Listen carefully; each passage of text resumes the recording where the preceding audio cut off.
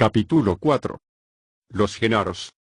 Desperté alrededor de las 8 de la mañana siguiente y descubrí que la gorda había asoleado mis ropas y preparado el desayuno. Lo tomamos en la cocina, en el lugar que hacía las veces de comedor. Una vez que hubimos terminado, le pregunté por Lidia, Rosa y Josefina. Parecían haberse esfumado de la casa. Están ayudando a Soledad, dijo. Se está preparando para partir. ¿A dónde va? A algún lugar, lejos de aquí. Ya no tiene razón alguna para quedarse. Estuvo esperándote y tú ya has llegado. ¿Las hermanitas se van con ella? No. Solo que hoy no quieren estar aquí. Todo hace pensar que para ellas no es un buen día para andar por el lugar. ¿Por qué no es un buen día? Los Genaros vienen a verte hoy y las muchachas no congenian con ellos. Si se encuentran aquí, se lanzarán a la lucha más espantosa. La última vez estuvieron a punto de matarse. ¿Luchan físicamente? Ya lo creo. Son todos muy fuertes y ninguno quiere el segundo puesto. El Nahual me advirtió que ello ocurriría, pero no tengo poder para detenerlos, y no solo eso, sino que he tenido que tomar partido, de modo que es un lío. ¿Cómo sabes que los Genaros vendrán hoy? No he hablado con ellos. Solo sé que hoy estarán aquí, eso es todo. ¿Lo sabes porque ves, gorda? Así es. Veo que vienen. Y uno de ellos viene directamente hacia ti, porque le estás atrayendo. Le aseguré que no atraía a nadie en particular. Le dije que no había revelado a nadie el propósito de mi viaje, pero que estaba relacionado con algo que deseaba preguntar a Pablito y a Néstor. Sonrió con coquetería y sostuvo que el destino me había unido a Pablito, que éramos muy parecidos, y que, a no dudarlo, él iba a ser el primero en verme. Agregó que todo lo que le sucedía a un guerrero debía interpretarse como un presagio, así, mi encuentro con Soledad era un presagio de aquello que iba a descubrir en mi visita. Le pedí que me explicara ese punto. Los hombres te darán poco esta vez, dijo. Son las mujeres las que te harán trizas, como lo hizo Soledad. Eso es lo que te diría, si leyera el presagio. Tú esperas a los Genaros, pero son hombres, como tú. Y considera este otro presagio, están un poco atrasadillos. Yo diría que llevan un atraso de un par de días. Ese es tu destino, al igual que el de ellos, llevar siempre un par de días de atraso. ¿Atraso con respecto a qué, gorda? Con respecto a todo. Respecto de las mujeres, por ejemplo. Rió y me acarició la cabeza. Por testarudo que seas, prosiguió. Tendrás que admitir que tengo razón. Espera y verás. ¿Te dijo el Nahual que los hombres estaban atrasados respecto de las mujeres? Pregunté. Desde luego, replicó. Todo lo que tienes que hacer es mirar a tu alrededor. Lo hago, gorda. Pero no veo tal cosa. Las mujeres se hallan siempre detrás. Dependen de los hombres. Se echó a reír. Su risa no revelaba desdén ni amargura, sonaba más bien a clara alegría. Conoces mejor el mundo de la gente que yo, dijo con firmeza. Pero en este momento yo no tengo forma y tú sí. Te digo, las mujeres son mejores brujas que los hombres, porque hay una grieta ante sus ojos. No parecía enfadada, pero me sentí obligado a explicarle que yo formulaba preguntas y hacía comentarios, no para atacar ni defender ningún punto en particular, sino porque quería que hablara. Me replicó que no había hecho más que hablar desde el momento de nuestro encuentro, y que el Nahual la había preparado para hablar porque su tarea era idéntica a la mía, estar en el mundo de la gente. Todo lo que decimos, prosiguió, es un reflejo del mundo de la gente. Descubrirás antes de que tu visita haya terminado que hablas y actúas como lo haces porque sigues unido a la forma humana, así como los Genaros y las hermanitas siguen unidos a la forma humana cuando luchan a muerte entre ellos. ¿Pero acaso no se esperaba que todas colaborasen con Pablito, Néstor y Benigno?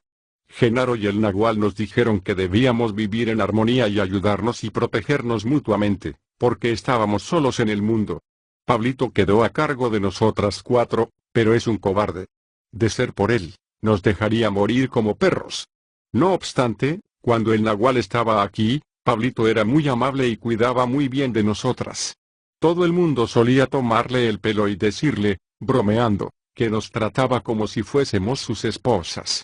No mucho antes de su partida, el Nahual y Genaro le confiaron que tenía una buena oportunidad de llegar a ser el Nahual algún día, por cuanto era posible que nosotras llegáramos a ser sus 4 vientos, sus 4 lados del mundo.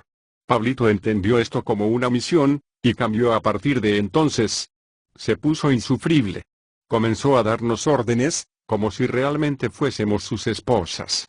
Le pregunté al nahual por las posibilidades de Pablito y me respondió que todo en el mundo de un guerrero, como yo debía saber, dependía de la impecabilidad. Si Pablito fuera impecable, tendría una oportunidad. Me eché a reír cuando me dijo eso. Conozco bien a Pablito. Pero el nahual me explicó que no debía tomarlo a la ligera. Dijo que los guerreros siempre tenían una oportunidad, no importa cuán pequeña sea. Me hizo ver que yo también era un guerrero y no debía estorbar a Pablito con mis pensamientos. Que debía desecharlos y dejar en paz a Pablito, que lo impecable, en mi caso, consistía en ayudar a Pablito sin preocuparme por lo que sabía de él. Comprendí sus palabras. Además, tengo una deuda personal con Pablito, y recibí con gusto la ocasión de tenderle una mano. Pero no ignoraba que, por muchos esfuerzos que hiciese en su favor, iba a fracasar. Siempre supe que él carecía de lo que hace falta para ser como el nahual. Pablito es muy pueril y no aceptará su derrota. Es desdichado porque no es impecable, y, sin embargo, en su pensamiento sigue intentando ser como el nahual. ¿Cómo fracasó? Tan pronto como el nahual partió, Pablito tuvo una fatal discusión con Lidia. Años atrás, el nahual le había encomendado la misión de ser el marido de Lidia, para cubrir las apariencias. La gente de por aquí creía que ella era su esposa. Esto a Lidia no le agradaba en lo más mínimo. Es muy dura. Lo cierto es que Pablito siempre le tuvo un miedo mortal. Nunca se llevaron bien, y se toleraron recíprocamente debido a la presencia del nahual, pero cuando éste se fue, Pablito se volvió más loco de lo que ya estaba y se convenció de que poseía el suficiente poder personal para tomarnos por esposas. Los tres genaros se reunieron y discutieron lo que Pablito debía hacer. Decidieron que primero tenía que tomar a Lidia, la más fuerte de las mujeres. Aguardaron a que estuviera sola y entonces los tres entraron a la casa, la cogieron por los brazos y la arrojaron sobre la cama. Pablito se puso encima de ella. Al principio, Lidia creyó que los genaros estaban jugando.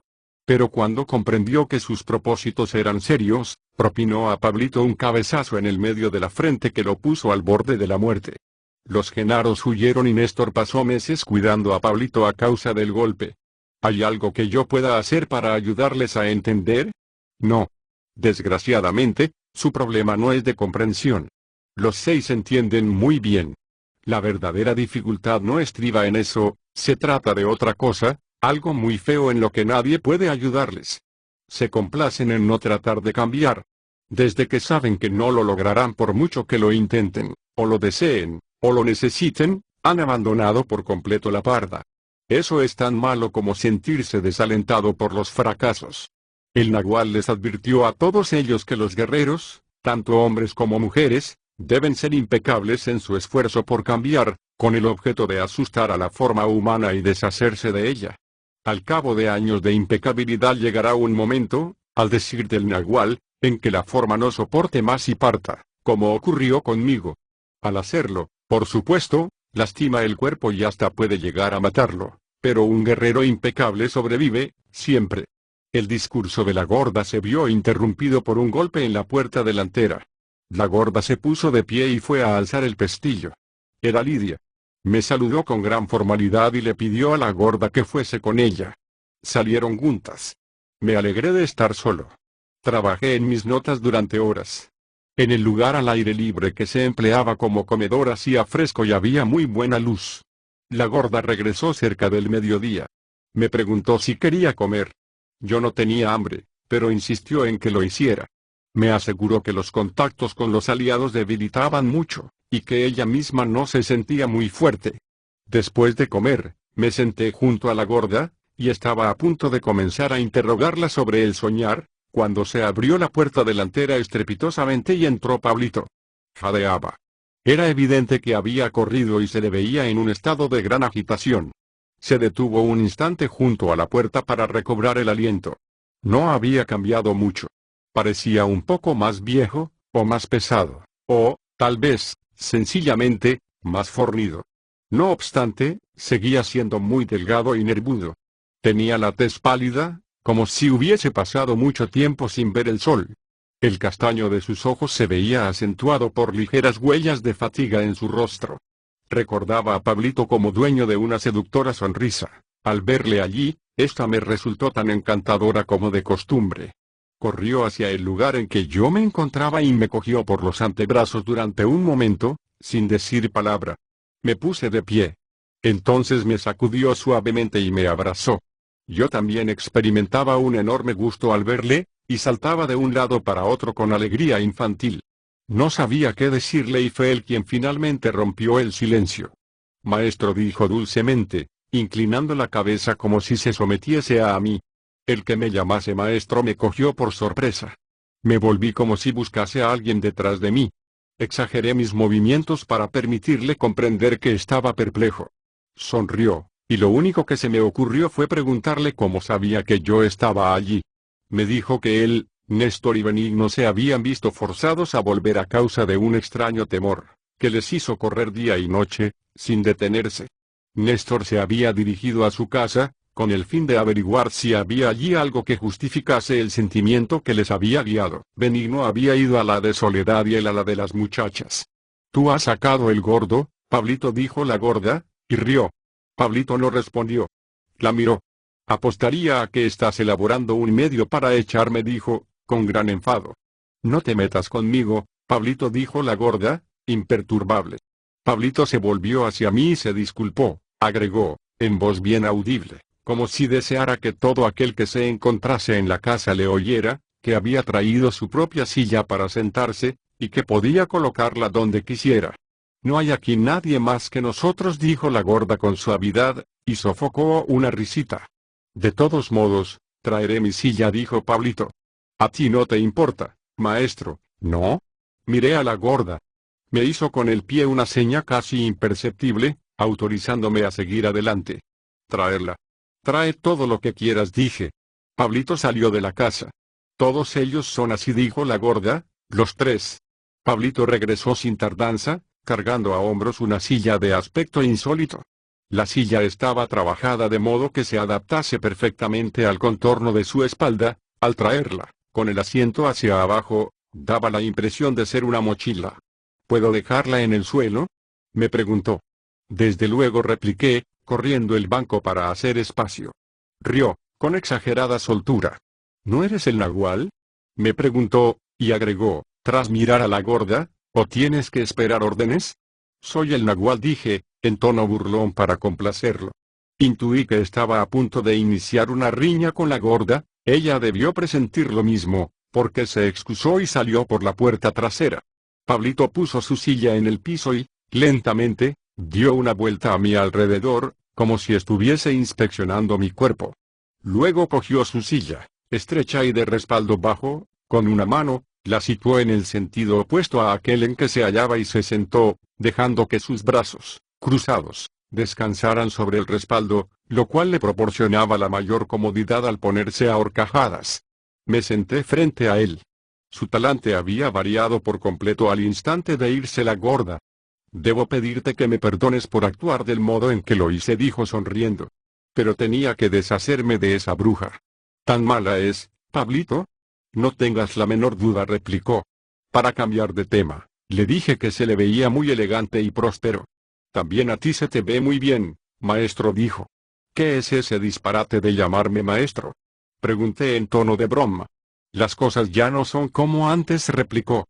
«Estamos en un nuevo reino, y el testigo dice que ahora tú eres un maestro, y el testigo no puede equivocarse.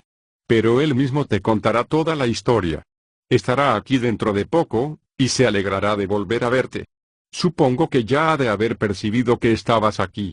Mientras nos dirigíamos hacia aquí, todos teníamos la convicción de que estabas en camino, pero ninguno supo que ya habías llegado.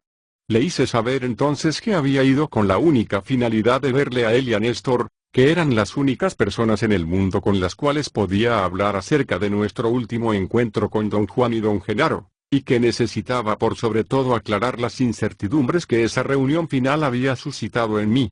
«Estamos unidos», dijo. «Haré todo lo que pueda por ti. Lo sabes. Pero debo advertirte que no soy tan fuerte como tú querrías.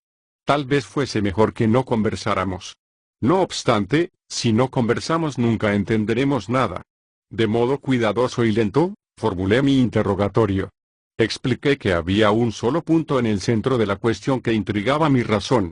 Dime, Pablito, pregunté, ¿saltamos realmente, con nuestros cuerpos, al abismo? No lo sé, respondió. Francamente, no lo sé. Pero estuviste allí conmigo. Ese es el asunto. ¿Estuve realmente allí? Su enigmática réplica me fastidió. Tuve la sensación de que, si lo sacudía o lo apretaba, algo de él se liberaría. Me resultaba evidente que ocultaba algo de gran valor. Afirmé enérgicamente que me guardaba secretos cuando había una absoluta confianza entre nosotros. Pablito sacudió la cabeza como si, en silencio, se opusiese a mi acusación. Le pedí que me narrara toda su experiencia, comenzando por el período anterior a nuestro salto, cuando don Juan y don Genaro nos prepararon para la embestida definitiva. El relato de Pablito fue desordenado e inconsistente. Todo lo que recordaba acerca de los últimos momentos, previos a nuestro arrojarnos al abismo, era que, una vez que don Juan y don Genaro se hubieron despedido de nosotros para perderse en la oscuridad, le faltaron fuerzas, estuvo a punto de caer de bruces, yo le sostuve por el brazo y le llevé hasta el borde de la cima y allí perdió el conocimiento. ¿Y qué sucedió luego, Pablito? No lo sé. ¿Tuviste sueños, o visiones? ¿Qué viste? Por lo que sé, no tuve visiones o, si las tuve, no les presté atención. Mi falta de impecabilidad me impide recordarlas. ¿Y entonces qué ocurrió? Desperté en la que había sido casa de Genaro. No sé cómo llegué allí. Permaneció inmóvil, en tanto yo hurgaba frenéticamente en mi mente en busca de una pregunta, un comentario, una observación crítica o cualquier cosa que agregara cierta amplitud a sus declaraciones. En realidad, nada en el relato de Pablito servía para confirmar lo que me había sucedido. Me sentía decepcionado, casi enfadado con él.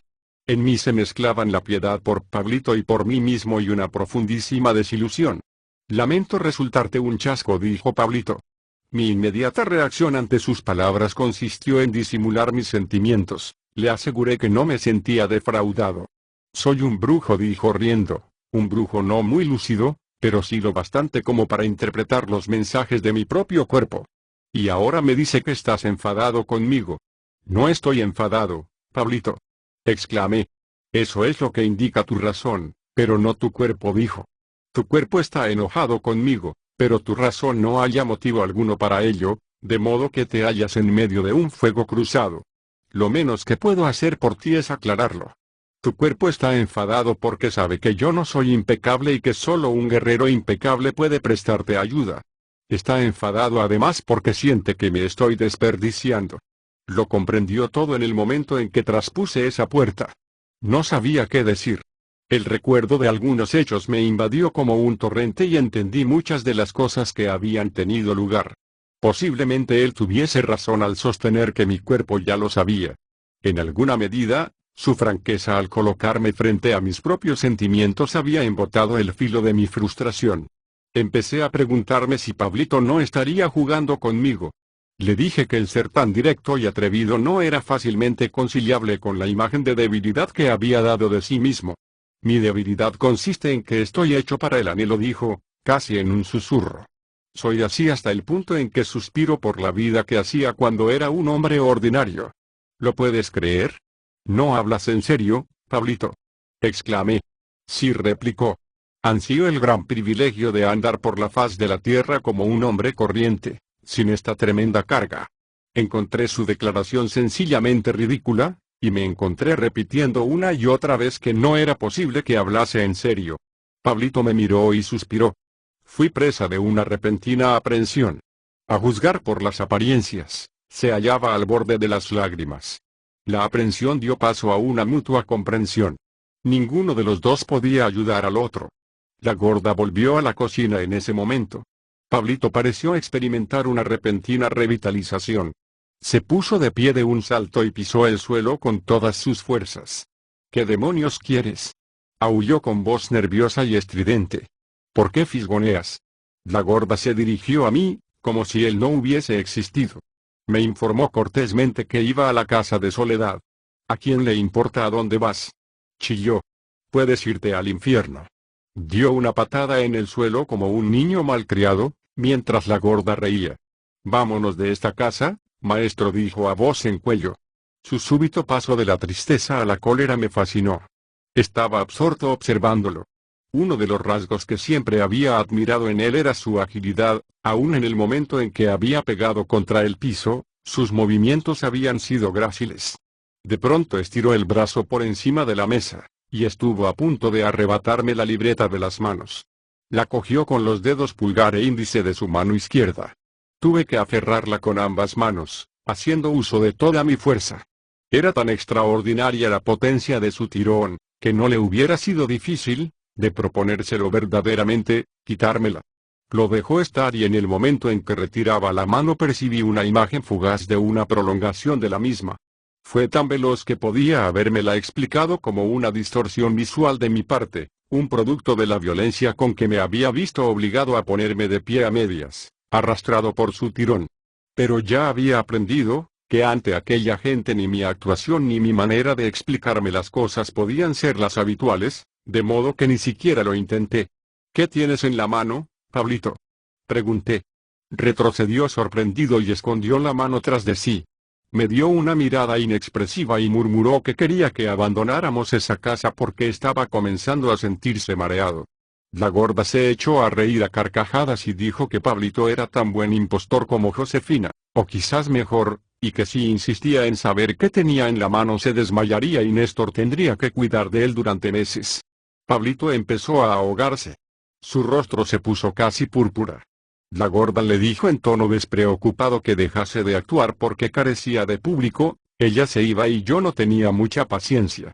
Luego se volvió y me dijo con tono autoritario que me quedara allí y no fuese a casa de los Genaros.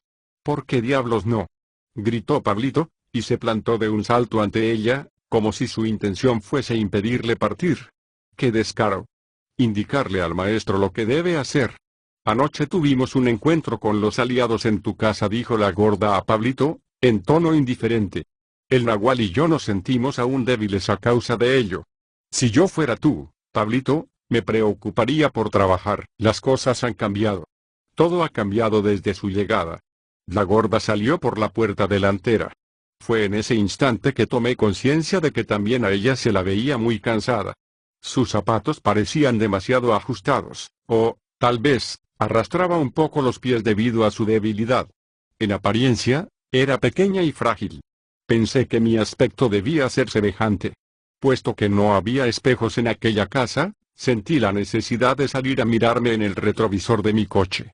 Lo hubiera hecho, de no habérmelo impedido Pablito. Me pidió fervorosamente que no creyera una sola de las palabras que ella había pronunciado acerca de su condición de impostor. Le dije que no se preocupara por ello.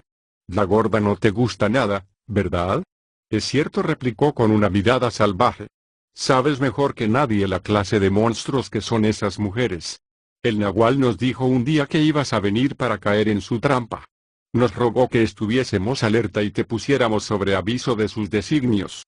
El nahual dijo que tenías una de 4 posibilidades: si nuestro poder era grande, nosotros mismos te traeríamos hasta aquí, te advertiríamos y te salvaríamos; si tu poder era poco, arribaríamos a tiempo de ver tu cadáver. La tercera posibilidad consistía en hallarte convertido en esclavo de la bruja Soledad o esclavo de estas mujeres repugnantes y hombrunas. La cuarta y más remota era que te encontrásemos sano y salvo. El nahual nos dijo que, en caso de que sobrevivieras, serías el nahual y deberíamos confiar en ti porque eras el único que nos podía ayudar. Haré cualquier cosa por ti, Pablito. Lo sabes. No solo por mí. No estoy solo. El testigo y Benigno están conmigo. Estamos juntos y tú debes ayudarnos a los 3. Desde luego, Pablito. Ni siquiera hace falta decirlo. La gente de por aquí nunca nos ha molestado. Solo tenemos problemas con esos monstruos horribles. No sabemos qué hacer con ellas. El nahual nos ordenó permanecer junto a ellas, seas cuales fuesen las circunstancias. Me encomendó una misión personal, pero fracasé en el cometido. Antes era muy feliz. ¿Lo recuerdas? Ahora me parece imposible arreglar mi vida. ¿Qué sucedió, Pablito? Esas brujas me echaron de mi casa. Tomaron posesión y me arrojaron como a un trasto viejo.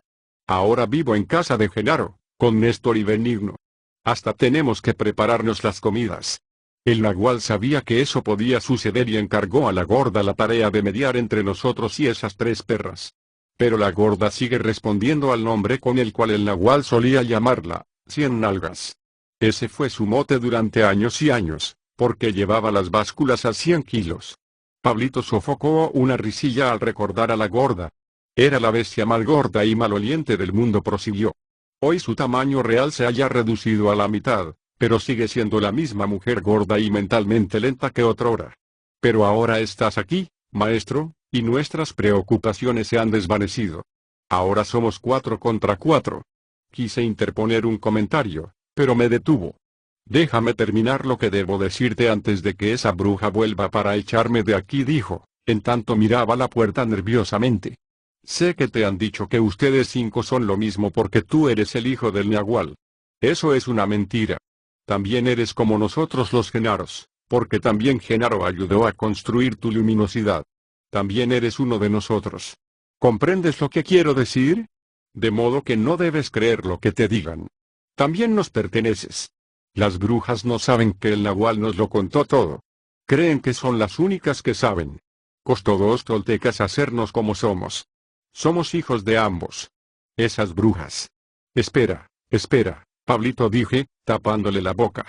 Calló, aparentemente asustado por lo súbito de mi movimiento. ¿Qué me quieres dar a entender con eso de que costó 2 toltecas hacernos? El nagual nos hizo saber que éramos toltecas. Todos nosotros somos toltecas. Según él, un tolteca es un receptor y conservador de misterios. El nagual y Genaro son toltecas. Nos dieron su luminosidad y sus misterios. Recibimos sus misterios y ahora los conservamos. Su empleo de la palabra tolteca me desconcertó. Yo estaba familiarizado únicamente con su significado antropológico. En ese contexto, refiere siempre a la cultura de un pueblo de lengua náhuatl del centro y sur de México, ya extinguido en tiempos de la conquista. ¿Por qué nos llamaba toltecas? Pregunté, sin saber qué otra cosa decir. Porque eso es lo que somos. En vez de decir que éramos brujos o hechiceros, él decía que éramos toltecas. Si ese es el caso, ¿por qué tú llamas brujas a las hermanitas? Oh, es que las odio. Eso no tiene nada que ver con lo que somos. ¿Les dijo el nagual eso a todos? Claro, por supuesto. Todos lo saben. Pero a mí nunca me lo dijo. Oh, es que tú eres un hombre muy educado y siempre estás discutiendo cosas estúpidas. Rió, en un tono forzado y agudo, y me dio unas palmaditas en la espalda. ¿Les dijo el nagual en alguna oportunidad que los toltecas eran un pueblo antiguo que vivió por esta parte de México? Pregunté. ¿Ves a dónde vas a parar? Por eso a ti no te dijo nada. Lo más probable es que el viejo cuerpo no supiera que se trataba de un pueblo antiguo. Se mecía en la silla mientras reía. Su risa era muy agradable y contagiosa. Somos toltecas, maestro, dijo. Ten la seguridad de que lo somos. Eso es todo lo que sé. Pero puedes preguntarle al testigo. Él sabe. Yo he perdido el interés por la cuestión hace mucho. Se puso de pie y se dirigió al fogón. Lo seguí. Examinó una olla llena de comida que se cocía a fuego lento. Me preguntó si sabía quién lo había preparado. Estaba casi seguro de que había sido la gorda, pero le respondí que no sabía. La olió 4 o 5 veces, en cortas inhalaciones, como un perro. Luego anunció que su nariz le informaba que lo había hecho la gorda. Me preguntó si yo lo había probado, cuando le hice saber que había acabado de comer exactamente antes de que él llegara. Cogió un tazón de un estante y se sirvió una enorme ración. Me recomendó, en términos imperativos, que solo comiera cosas preparadas por la gorda y que usara únicamente su tazón, tal como él lo estaba haciendo. Le conté que la gorda y las hermanitas me habían servido de comer en un tazón oscuro que guardaban en un estante separado de los demás. Me informó que ese tazón pertenecía al nagual. Regresamos a la mesa. Comió con la mayor lentitud y no pronunció una sola palabra. Su absoluta concentración en el comer me llevó a tomar conciencia de que todos ellos hacían lo mismo, tragaban en completo silencio. La gorda es una gran cocinera, dijo, al terminar. Solía alimentarme. Hace siglos de ello, antes de odiarme, antes de convertirse en una bruja, Quiero decir, en una tolteca. Me miró con un expresivo destello y me guiñó un ojo. Sentí la obligación de comentar que la gorda me había dado la impresión de ser incapaz de odiar a nadie. Le pregunté si sabía que ella había perdido la forma. «Eso es una sarta de tonterías», exclamó. Me observó como si estuviese midiendo la sorpresa de mis ojos, y luego escondió la cara tras un brazo y sofocó una risa tonta al modo de un niño confundido. «Debo admitir que realmente lo ha hecho», agregó. «Es fantástica». «Entonces, ¿por qué te desagrada?» «Te diré algo, maestro, porque confío en ti. No me desagrada en lo más mínimo. Es realmente la mejor. Es la mujer del Nahual. Solo que procedo así con ella porque me gusta que me mime, y lo hace. Nunca se irrita conmigo. A veces me dejo llevar y me trabo en lucha con ella. Cuando esto sucede, se limita a quitarse de en medio, como hacía el Nahual. Al minuto siguiente ni siquiera recuerda lo que hice. Ahí tienes a un verdadero guerrero sin forma. Hace lo mismo con todos. Pero los demás somos unos despojos lamentables. Somos malos. Esas 3 brujas nos odian y nosotros las odiamos. Ustedes son brujos, Pablito. ¿No pueden cesar esas riñas? Claro que podemos, pero no lo deseamos. ¿Qué esperabas que hiciésemos? ¿Que nos comportáramos como hermanos y hermanas? No supe qué decir. Ellas eran las mujeres del Nahual, prosiguió. Y, sin embargo, todo el mundo esperaba que me hiciese con ellas. ¿Cómo, en nombre de Dios, voy a hacerlo? Lo intenté con una y, en vez de apoyarme, la bruja estuvo a punto de asesinarme. De modo que ahora cada una de esas mujeres anda tras mi escondite como si hubiese cometido un crimen. Lo único que hice fue seguir las instrucciones del Nahual. Él me ordenó tener relaciones íntimas con todas ellas, una por una, hasta lograr tenerlas con todas a la vez. Pero no lo conseguí con ninguna. Deseaba preguntarle por su madre, doña Soledad, pero no se me ocurrió ningún modo de traerla a la conversación. Callamos por un momento. ¿Las odias por lo que trataron de hacerte?, preguntó de pronto. Vi mi oportunidad. No, en absoluto, dije. La gorda me explicó sus razones. Pero el ataque de doña Soledad fue aterrador. ¿La ves a menudo? No respondió. Miró al techo. Repetí mi pregunta. Advertí que sus ojos estaban llenos de lágrimas. Su cuerpo tembló, convulsionado por silentes sollozos. Declaró que una vez había tenido una hermosa madre, a la cual, sin duda, yo recordaría. Su nombre era Manuelita, una santa mujer que crió 2 niños, trabajando como una mula para mantenerlos. Sentía la más profunda veneración por aquella mujer, que les había alimentado y amado. Pero un horrible día su destino se había cumplido y se había encontrado con Genaro y el Nahual, y, entre los dos, habían destruido su vida. Con tono muy emotivo, Pablito aseveró que los 2 demonios se habían llevado su alma y el alma de su madre. Asesinaron a Manuelita y dejaron en su lugar a Soledad, esa horrenda hechicera.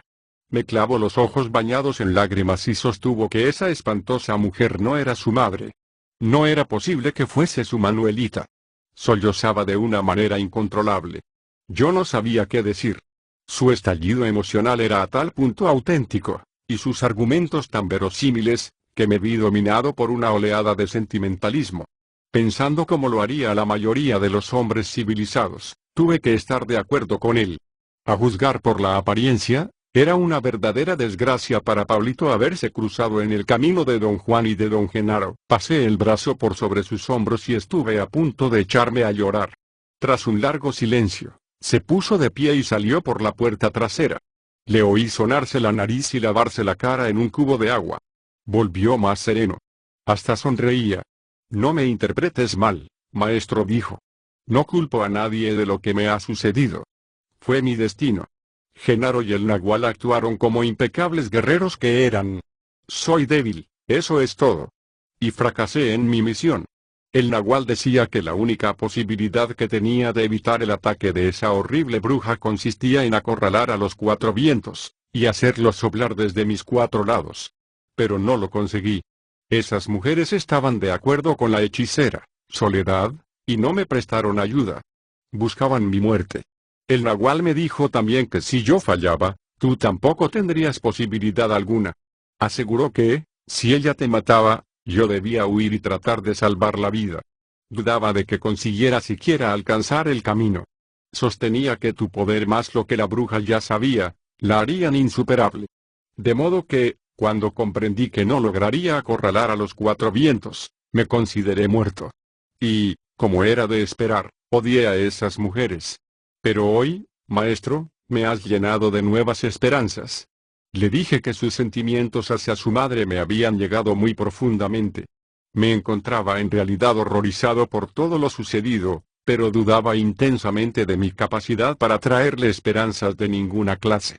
«Lo has hecho», exclamó con gran certidumbre. Me sentí terriblemente mal todo este tiempo.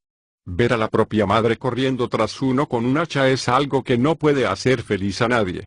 Pero ahora ella está fuera de la cuestión, merced a ti y a todo lo que has hecho. Esas mujeres me odian porque están convencidas de que soy un cobarde. No hay lugar en sus endurecidas mentes para comprender que somos diferentes. Tú y esas cuatro mujeres son diferentes de mí y del testigo y de Benigno en muy amplio grado. Ustedes cinco estaban considerablemente más cerca de la puerta antes de que el nahual los hallara. Él nos contó que en una oportunidad habías llegado a tratar de suicidarte. Nosotros no éramos así. Estábamos bien, vivos y felices. Éramos todo lo contrario de ti. Ustedes eran personas desesperadas, nosotros no. Si Genaro no se hubiese cruzado en mi camino, yo sería un carpintero satisfecho. O estaría muerto. Eso no importa. Habría dado lo mejor de mí y me encontraría a gusto. Sus palabras suscitaron en mí un estado de ánimo singular. No pude dejar de admitir que tenía razón cuando decía que tanto aquellas mujeres como yo éramos individuos desesperados. De no haber conocido a don Juan, seguramente habría muerto, pero no podía decir, como Pablito, que me hubiese ido bien de otra manera. Don Juan había dado vida y vigor a mi cuerpo y libertad a mi espíritu. Las afirmaciones de Pablito me hicieron recordar algo que don Juan me había dicho una vez, hablando de un anciano, amigo mío. Don Juan había asegurado, de modo tajante, que el hecho de que el viejo viviese o muriese no tenía la menor importancia. Me enfadé un tanto ante lo que me parecía una redundancia de parte de don Juan. Le respondí que no hacía falta señalar que la vida o la muerte de aquel hombre carecía de importancia, por cuanto nada en el mundo podía tener trascendencia alguna, salvo para cada uno personalmente. «Tú lo has dicho», exclamó, y rió. «Eso exactamente es lo que quiero decir. La vida y la muerte de ese viejo no significan nada para él mismo. Podía haber muerto en 1929, o en 1950, o vivido hasta 1995, eso no importa. Es absurdamente igual para él. Así había sido mi vida antes de conocer a don Juan. Nada me había importado. Solía actuar como si ciertas cosas me afectasen, pero no dejaba de ser una estratagema para parecer un hombre sensible». La voz de Pablito interrumpió mis reflexiones. Quería saber si había lastimado mis sentimientos. Le aseguré que no había nada de eso. Con el objeto de reiniciar el diálogo, le pregunté dónde había conocido a don Genaro. «Mi destino era que mi patrón se enfermase», dijo. «Debido a ello hube de ir al mercado a construir una nueva serie de tiendas de ropa. Trabajé en ese lugar durante 2 meses. Allí conocí a la hija del propietario de una de las tiendas. Nos enamoramos. Hice la tienda de su padre ligeramente más grande que las demás, de modo de poder hacer el amor con ella tras el mostrador mientras su hermana atendía a los clientes. Un día Genaro llevó un saco de plantas medicinales a un comerciante del otro lado de la nave, y, mientras conversaba con él, notó que el puesto de ropas vibraba. Observó con atención el lugar, pero vio solamente a la hermana, dormitando en una silla. El hombre informó a Genaro de que cada día el puesto vibraba así alrededor de esa hora. Al día siguiente, Genaro llevó al nahual, para que viese vibrar la construcción, y consiguió su propósito. Regresaron al otro día y volvió a vibrar. De modo que esperaron hasta que salí. Fue entonces que trabé relación con ella, y poco después Genaro me contó que era herborista y me propuso preparar para mí una poción merced a la cual ninguna mujer se me resistiría. Me gustaban las mujeres, así que piqué. Ciertamente me preparó la poción, pero ello le llevó 10 años. En el ínterin llegué a conocerlo muy bien, y a quererlo más que si fuese mi propio hermano. Y ahora lo extraño como no te puedes imaginar. Como puedes ver, me hizo trampa. A veces me alegro de que lo haya hecho, no obstante, las más de las veces me irrita. Don Juan me dijo que los brujos debían contar con un presagio antes de decidirse por algo. ¿Hubo algo de eso contigo, Pablito? Sí.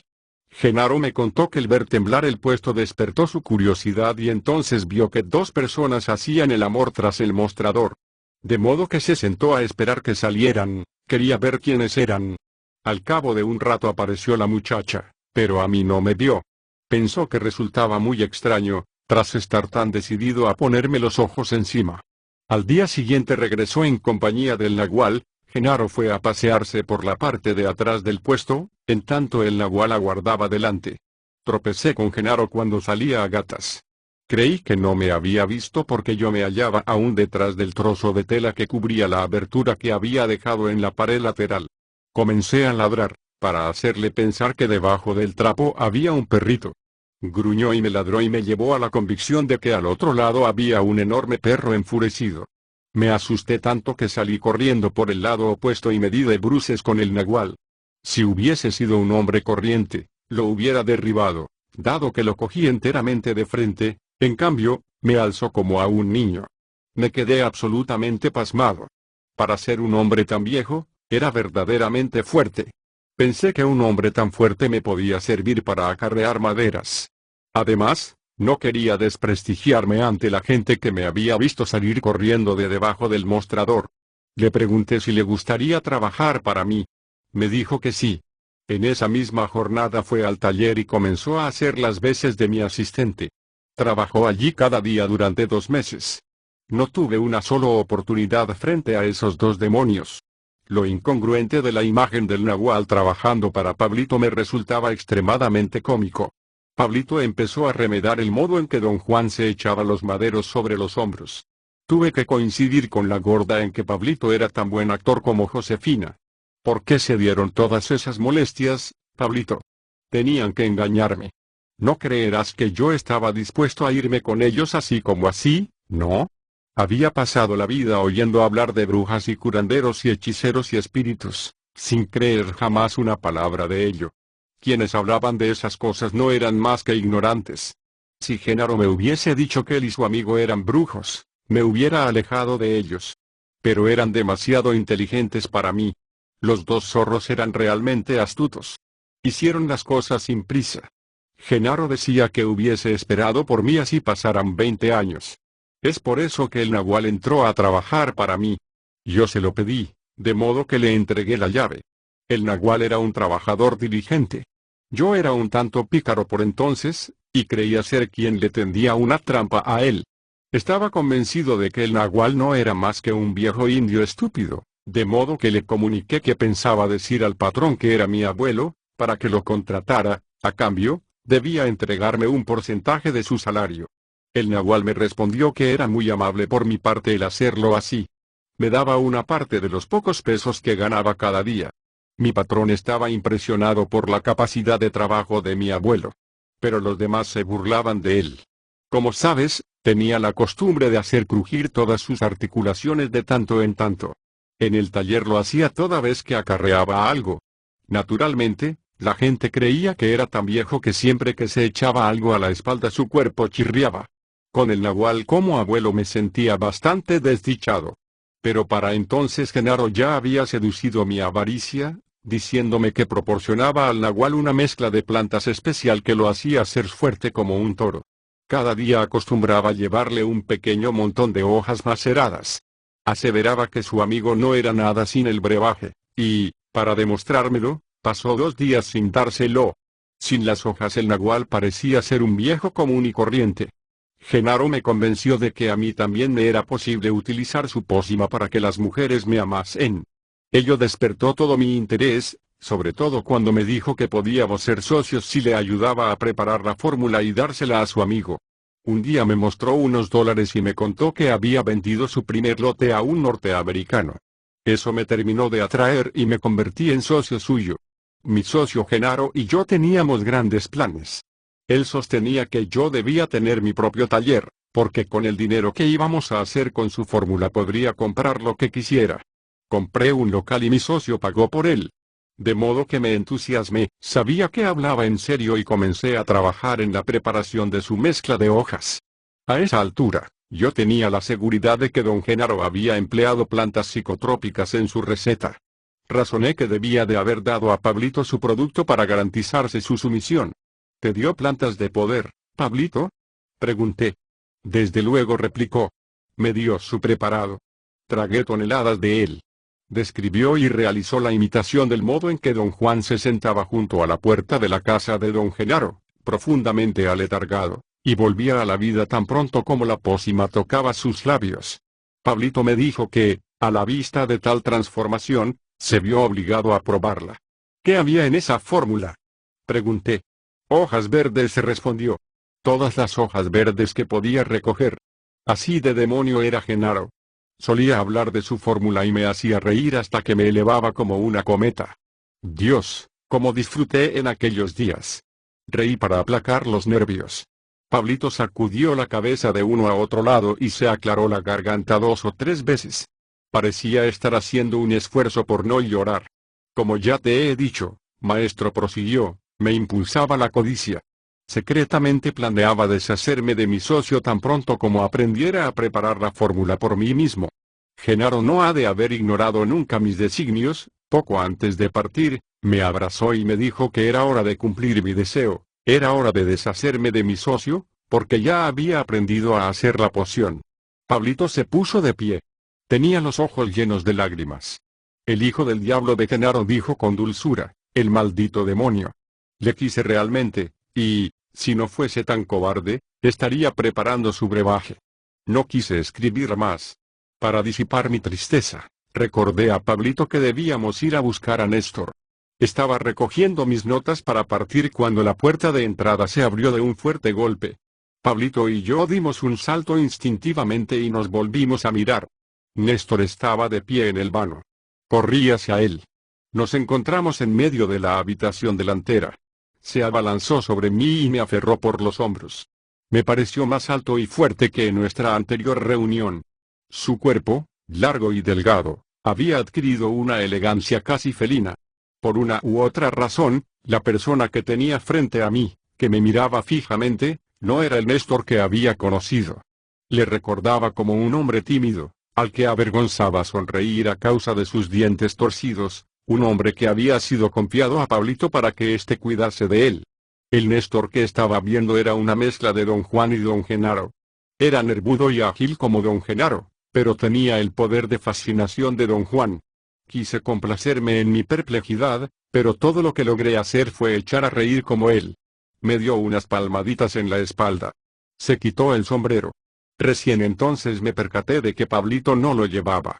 Y también advertí que Néstor era mucho más moreno y más recio. A su lado, Pablito se veía casi frágil. Ambos llevaban tejanos, chaquetas gruesas y zapatos con suela de crepé. La presencia de Néstor en la casa disipó instantáneamente lo opresivo del ambiente. Le propuse reunirnos en la cocina. Llegas en buen momento, dijo Pablito a Néstor con una enorme sonrisa cuando nos sentamos. El maestro y yo estábamos aquí sollozando, recordando a los demonios toltecas. ¿Es cierto que llorabas, maestro?, preguntó Néstor con una sonrisa maliciosa. No te quepa duda, replicó Pablito. Un suave crujido en la puerta delantera hizo callar a Pablito y a Néstor. Se pusieron de pie y yo hice lo mismo. Miramos a la puerta. Estaba siendo abierta con sumo cuidado. Pensé que tal vez la gorda hubiese regresado y abriera la puerta poco a poco para no molestarnos. Cuando finalmente se abrió lo suficiente para dejar paso a una persona, entró Benigno, como si lo hiciese furtivamente en una habitación a oscuras. Tenía los ojos cerrados y andaba de puntillas.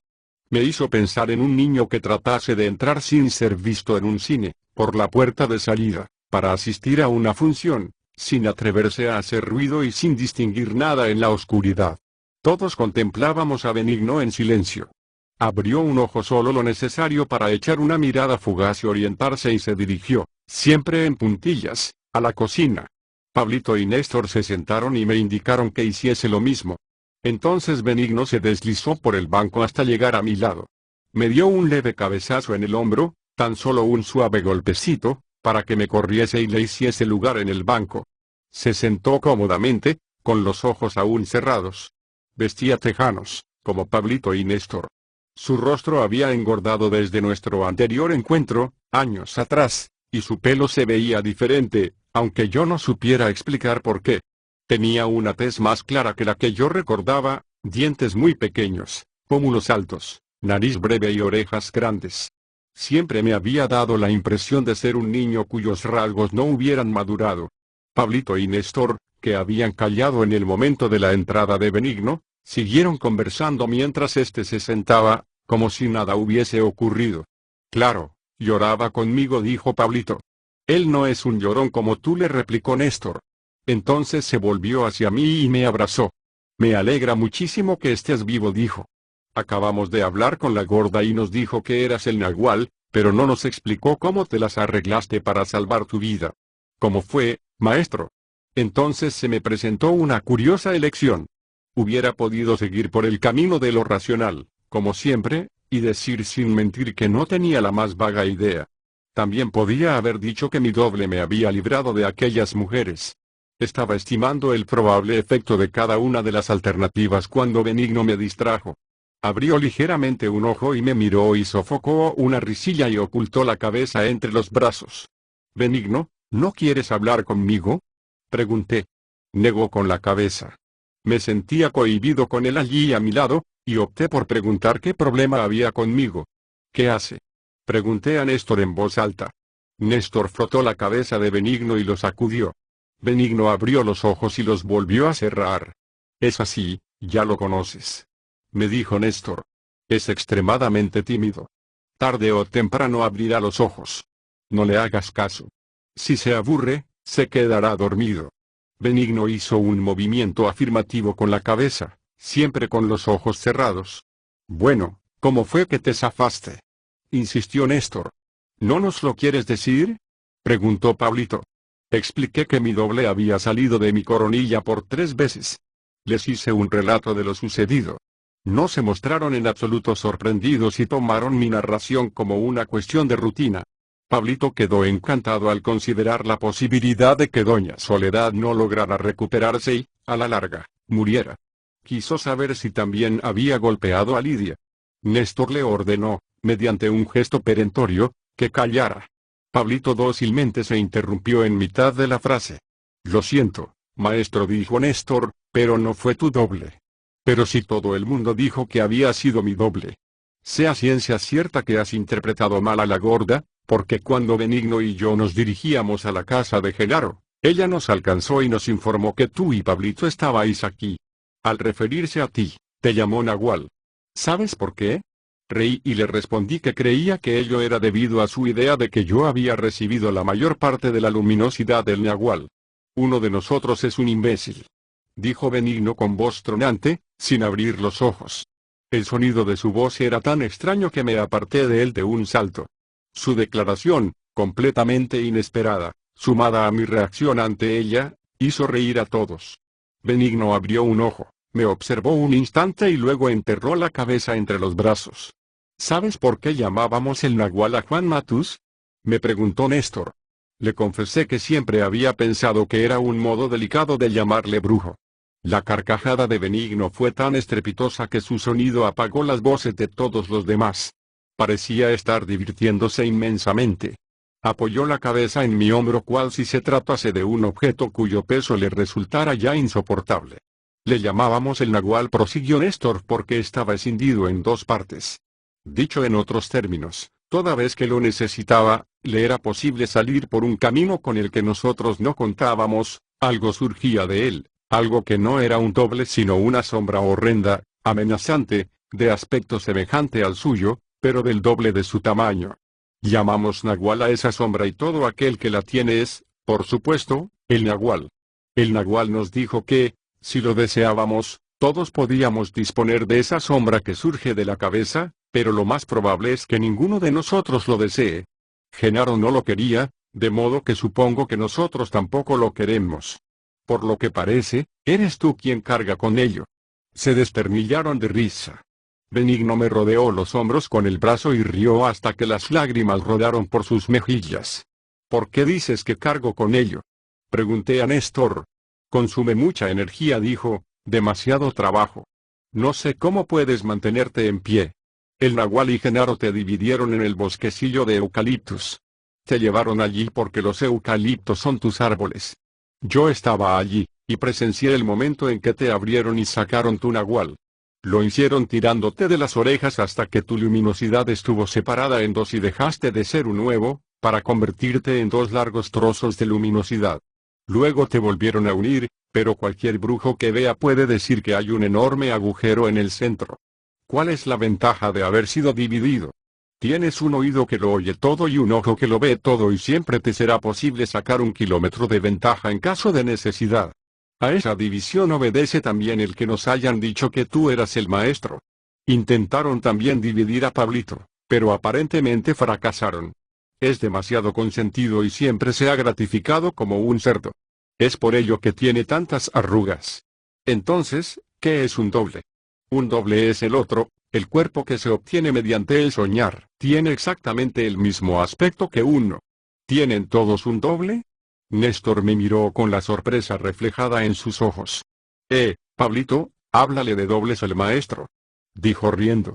Pablito pasó al otro lado de la mesa y sacudió a Benigno. Háblale tú, Benigno, dijo. Mejor aún, muéstraselo. Benigno se puso de pie, abrió los ojos tanto como pudo y miró al techo, luego se bajó los pantalones y me mostró el pene. Los Genaros estallaron en risotadas. ¿Tu pregunta fue hecha en serio, maestro? Me preguntó Néstor, inquieto. Le aseguré que había expresado con absoluta autenticidad mi deseo de conocer todo lo relativo a su saber. Me lancé entonces a una larga aclaración acerca de cómo don Juan me había mantenido apartado de su mundo por motivos que no alcanzaba a desentrañar, impidiéndome una relación más estrecha con ellos. Piensen en esto, dije, hasta hace 3 días ignoré que esas 4 muchachas fuesen aprendices del Nahual, y que Benigno lo fuera de Genaro. Benigno abrió los ojos. Y tú piensa en esto, dijo, hasta hoy ignoré que fueses tan estúpido. Volvió a cerrar los ojos y los 3 se echaron a reír como locos. No me quedó más remedio que sumarme a ellos. Te estábamos tomando el pelo, maestro, dijo Néstor a modo de disculpa. Creíamos que tú nos lo estabas tomando a nosotros, con tu insistencia en el tema. El Nahual nos dijo que veías. Si es así, te darás cuenta de que somos un grupo ridículo. Carecemos del cuerpo del soñar. No tenemos doble. Del modo más grave y formal, Néstor me hizo saber que algo se interponía entre ellos y su deseo de tener un doble. Entendí que lo que me quería decir era que, desde la partida de don Juan y don Genaro, se había creado una barrera. Él pensaba que probablemente fuese producto del fracaso de Pablito en su tarea. Pablito agregó que, desde que el Nahual y Genaro se habían ido, algo les perseguía, incluso Benigno, que por entonces vivía en el punto más meridional de México, había tenido que regresar. Solo al estar los 3 juntos se sentían seguros. ¿Y de qué crees que se trate? Pregunté a Néstor. Hay algo allí fuera, en esa inmensidad, que nos atrae, replicó. Pablito considera que la culpa es suya, por ponerse a malas con las mujeres. Pablito se volvió hacia mí. Había un brillo intenso en sus ojos. Me han echado una maldición, maestro, dijo. Sé que soy la causa de todas nuestras dificultades. Quise desaparecer de estos alrededores tras mi pelea con Lidia, y a los pocos meses me fui a Veracruz. Allí me encontré realmente feliz, junto a una muchacha con la que pretendía casarme. Conseguí trabajo y todo me iba bien, hasta que un día llegué a casa y me encontré con esos 4 monstruos hombrunos que, como animales de presa, me habían seguido el rastro por el olfato. Estaban en mi casa, atormentando a mi mujer. La bruja de Rosa puso la mano sobre el vientre de mi mujer y la hizo cagar en la cama, como lo oyes.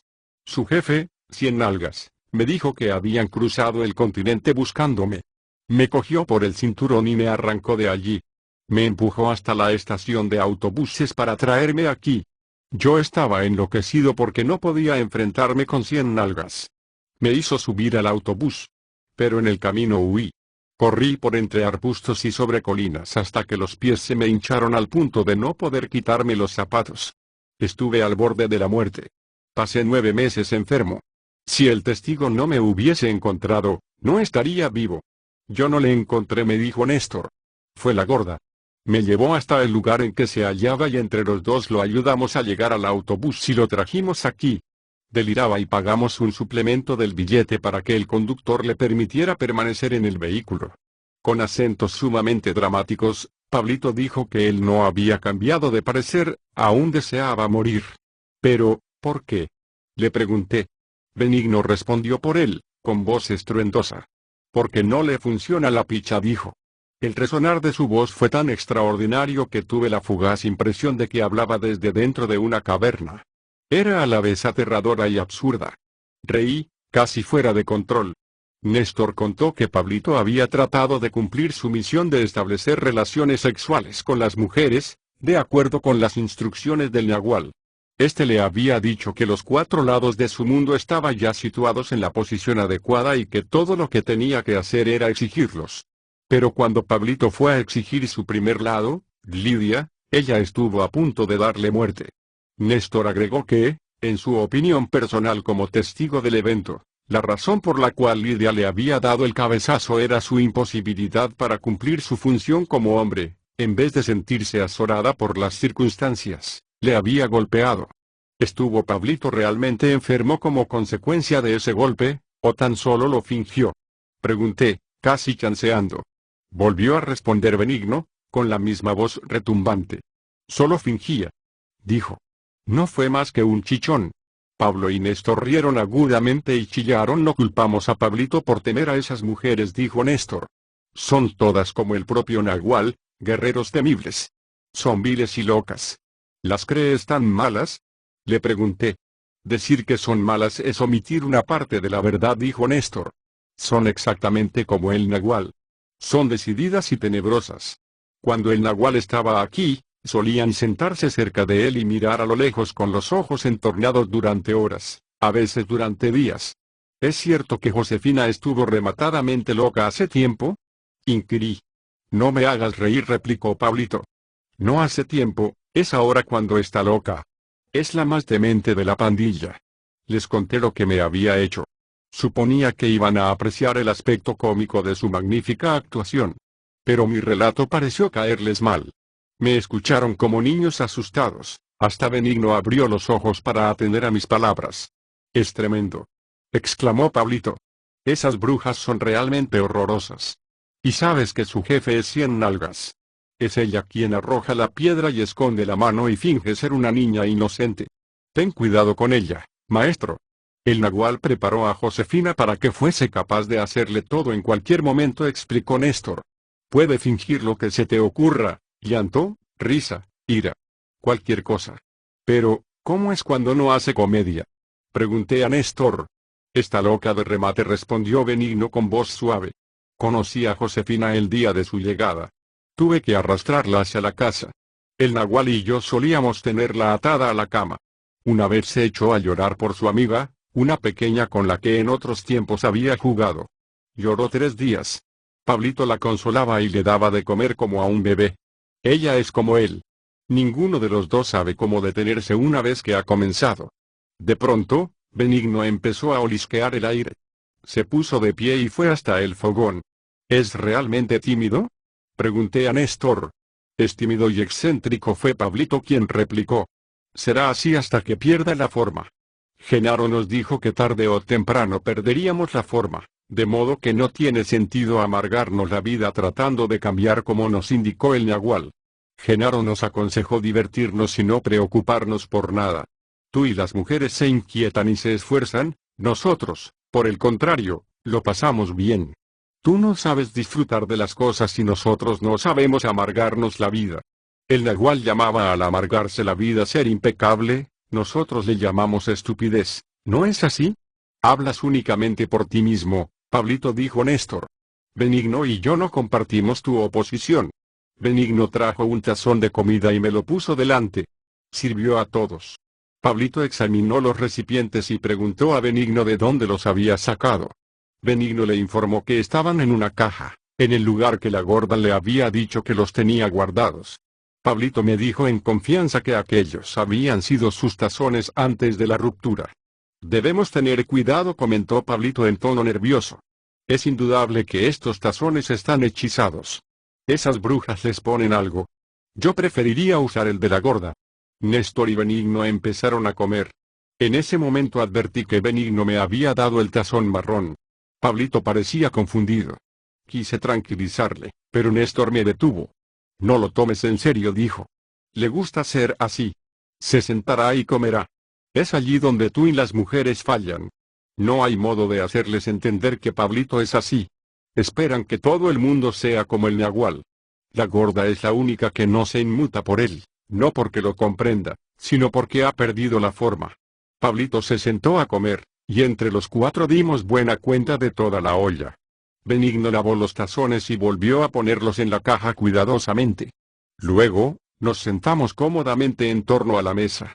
Néstor propuso que, tan pronto como oscureciera, fuésemos a dar un paseo por un barranco cercano al que yo solía ir con don Juan y don Genaro. Por una u otra razón, me sentía poco dispuesto a ir. No tenía la suficiente confianza en ellos. Néstor afirmó que estaban acostumbrados a andar en la oscuridad y que el arte de un brujo consistía en pasar desapercibido aún en medio de la multitud. Le conté lo que en cierta ocasión me había dicho don Juan, antes de dejarme en un lugar desierto de las montañas, no lejos de allí. Me había pedido que me concentrase en tratar de no ser evidente. Decía que los lugareños conocían a todo el mundo de vista. No había mucha gente, pero quienes allí vivían andaban siempre de un lado para otro y eran capaces de distinguir a un extraño a varios kilómetros. Algunos de ellos poseían armas de fuego y no tenían el menor reparo en disparar. No te preocupes por los seres del otro mundo, había dicho don Juan riendo. Los peligrosos son los mexicanos. Eso sigue siendo válido, dijo Néstor. Siempre fue cierto. Esa es la razón por la cual el Nahual y Genaro eran artistas tan consumados. Aprendieron a pasar inadvertidos por en medio de todo eso. Conocían el arte del acecho. Aún era demasiado temprano para nuestro paseo por lo oscuro. Quería aprovechar el tiempo para formular a Néstor mi problema crucial. Lo había estado posponiendo hasta ese momento, cierta extraña sensación me había impedido hacerle la pregunta. Era como si la respuesta de Pablito hubiese agotado todo mi interés. Pero el propio Pablito vino en mi ayuda, de pronto, trajo a colación el tema, como si hubiera leído mis pensamientos. Néstor también saltó al abismo el mismo día que nosotros, dijo. Y así fue como se convirtió en el testigo, tú te convertiste en el maestro y yo en el tonto del pueblo. Con tono despreocupado pedí a Néstor que me hablara de su salto al vacío. Traté de aparentar poco interés. Pablito era consciente de la verdadera naturaleza de mi forzada indiferencia. Rió y comentó con Néstor que yo procedía con cautela porque su propio relato de los hechos me había decepcionado profundamente. Yo lo hice después de ustedes, dijo Néstor, y se quedó mirándome como si esperara otra pregunta. ¿Saltaste inmediatamente detrás de nosotros?, inquirí. No. Me llevó bastante rato disponerme, respondió. Genaro y el Nahual no me habían dicho qué hacer. Ese era un día de prueba para todos nosotros. Pablito parecía desalentado. Se levantó de la silla y echó a andar por la habitación. Volvió a sentarse, sacudiendo la cabeza en un gesto de desesperación. ¿Realmente nos viste arrojarnos al abismo?, pregunté a Néstor. Soy el testigo, replicó. En el presenciar estaba mi camino al conocimiento. Contarte impecablemente lo que presencié es mi deber. ¿Pero qué es lo que viste en verdad?, insistí. Los vi aferrarse el uno al otro y correr hasta el límite del abismo. Y luego los vi, como a dos cometas, recortados contra el cielo. Pablito se alejó en línea recta y luego cayó. Tú ascendiste un poco y te alejaste un corto trecho del borde, antes de caer. Pero, ¿saltamos con nuestros cuerpos?, quise saber. Bueno. No creo que haya otra forma de hacerlo, dijo, y rió. ¿No pudo haberse tratado de una ilusión?, pregunté. ¿Qué es lo que estás tratando de decir, maestro?, preguntó a su vez en tono seco. Quiero conocer la verdad de lo ocurrido, dije. ¿Acaso padeces amnesia, como Pablito?, inquirió Néstor con un destello en la mirada. Intenté explicarle la naturaleza de mi dilema respecto del salto. No se pudo contener y me interrumpió. Pablito intervino para llamarle al orden y se lanzaron a una discusión. Pablito la eludió mediante el expediente de comenzar a pasearse, semisentado, arrastrando la silla alrededor de la mesa. Néstor no ve más allá de sus narices, me dijo. Benigno es igual. No obtendrás nada de ellos. Al menos cuentas con mi simpatía. Pablito soltó una risilla aguda que hizo temblar sus hombros y se cubrió la cara con el sombrero de Benigno. Por lo que a mí se refiere, ambos saltaron, dijo Néstor en un súbito estallido. Genaro y el Nagual no les habían dejado otra salida. En eso consistía su técnica, en acorralarlos y guiarlos hacia la única puerta abierta. Por eso ustedes dos se arrojaron al vacío. Eso es lo que yo presencié. Pablito dice que él no sintió nada, eso es discutible. Sé que era perfectamente consciente de todo, pero él prefiere negar su experiencia. Yo no era verdaderamente consciente, me aseguró Pablito en tono de disculpa. Puede ser, dijo Néstor secamente. Pero yo sí, y vi sus cuerpos haciendo lo que debían hacer, saltar. Las afirmaciones de Néstor me pusieron de un humor singular. Hasta ese momento había estado en busca de confirmaciones para lo que había percibido por mí mismo. Pero, una vez logrado mi propósito, comprendía que no tenía la menor importancia. Saber que había saltado y temer lo que había percibido era una cosa, buscar para ello validaciones consensuales era otra. Entendí entonces que no había una correlación necesaria entre ambas. Había creído que el hecho de que alguien corroborase el salto liberaría a mi intelecto de dudas y temores. Estaba equivocado. Contra lo esperado, me sentía más inquieto, más inmerso en la cuestión. Empecé por comunicar a Néstor que, si bien había ido a verlos con la finalidad específica de obtener de ellos la confirmación de mi salto, había cambiado de idea y no quería hablar más del asunto. Los dos se pusieron a hablar a la vez, de modo que la conversación se generalizó. Pablito sostenía que él no había sido consciente, Néstor gritaba que Pablito era un consentido y yo decía que no quería oír mencionar el salto ni una vez más. Por primera vez, me resultó absolutamente ostensible que los tres carecíamos de serenidad y de dominio de sí. Ninguno de nosotros estaba dispuesto a prestar toda su atención al otro, como lo hacían don Juan y don Genaro. Puesto que me era imposible mantener un orden mínimo en nuestro intercambio de opiniones, me sumí en mis propias cavilaciones. Siempre había pensado que el único de mis defectos que me había impedido entrar de lleno en el mundo de don Juan era mi insistencia en racionalizarlo todo, pero la presencia de Pablito y de Néstor me acababa de dar una nueva visión de mí mismo.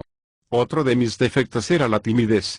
Una vez apartado de los seguros rumbos del sentido común, me faltaba confianza en mí mismo y me dejaba intimidar por el terrible peso de aquello que tenía lugar ante mis ojos. Así consideré imposible creer que yo había saltado al vacío. Don Juan había afirmado en numerosas ocasiones que en la brujería todo consistía en una cuestión de percepción. Fieles a ese criterio, él y don Genaro habían montado un drama enorme, catártico, destinado a nuestro último encuentro en aquella cima arrasada. Cuando me hicieron expresar en palabras claras y audibles mi agradecimiento a cuantos alguna vez me habían ayudado, me embargó la alegría. En ese instante había captado toda mi atención, permitiendo a mi cuerpo percibir el único acto posible dentro de su marco de referencia, el salto al abismo. Ese salto era la realización práctica de mi percepción, no como hombre corriente, sino como brujo.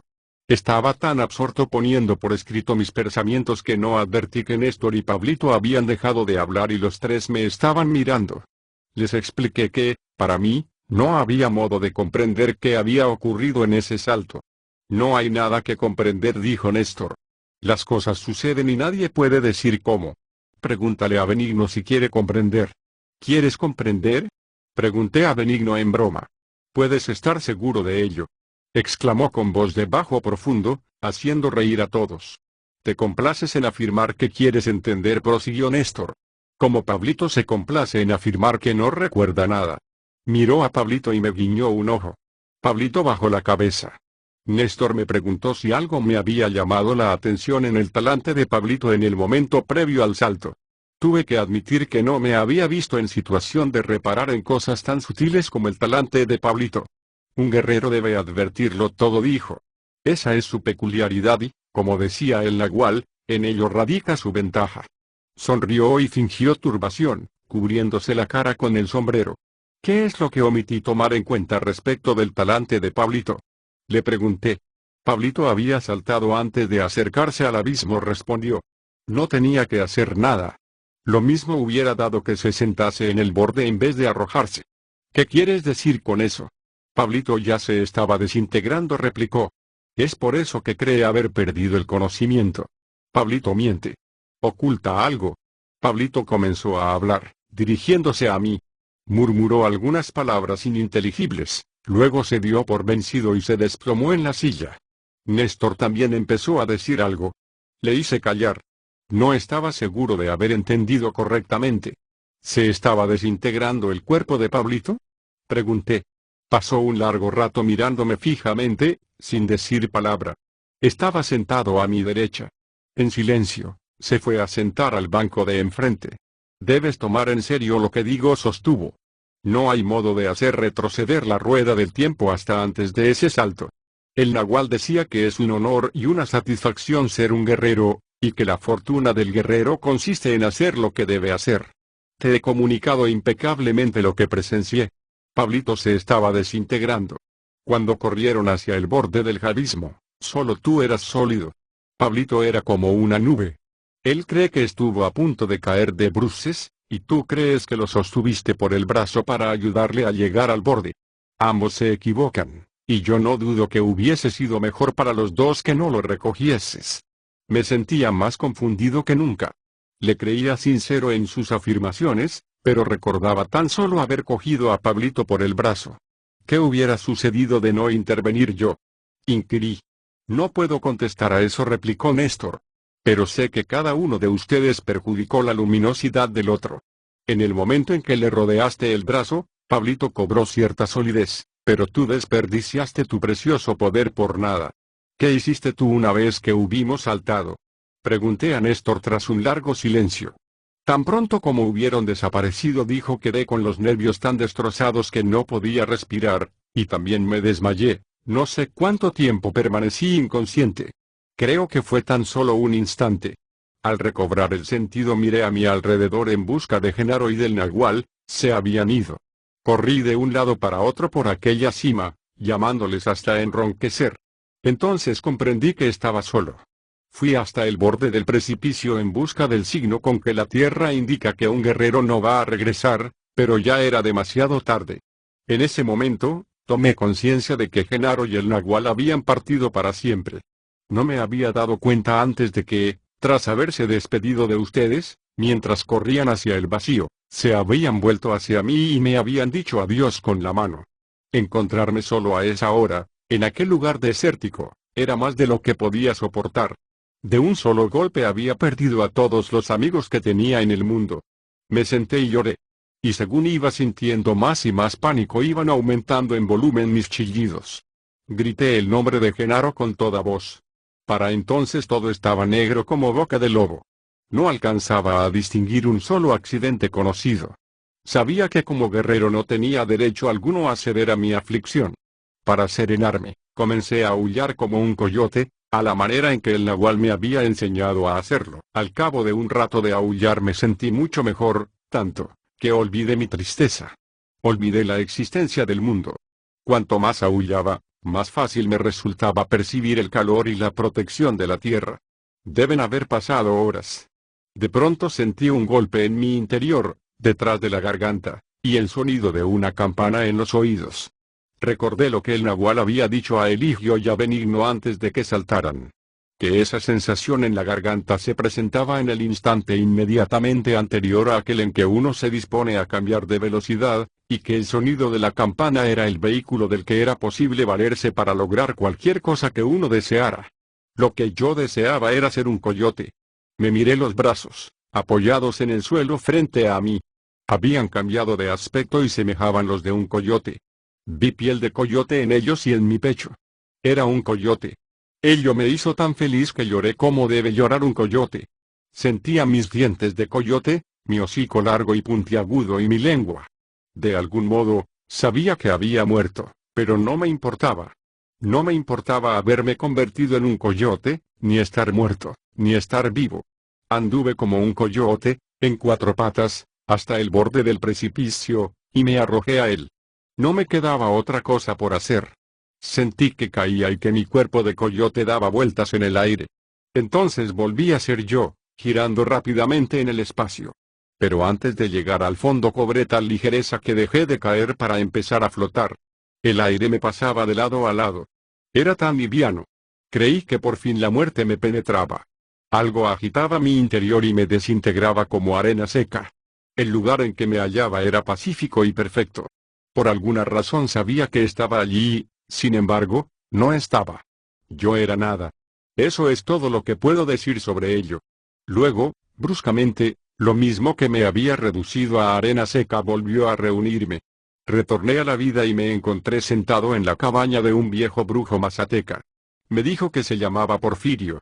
Aseguró que estaba contento de verme y comenzó a enseñarme ciertas cosas referidas a plantas de las que Genaro nunca me había hablado. Me llevó al lugar en que se hacían las plantas y me mostró el molde de las plantas, especialmente las marcas de los moldes.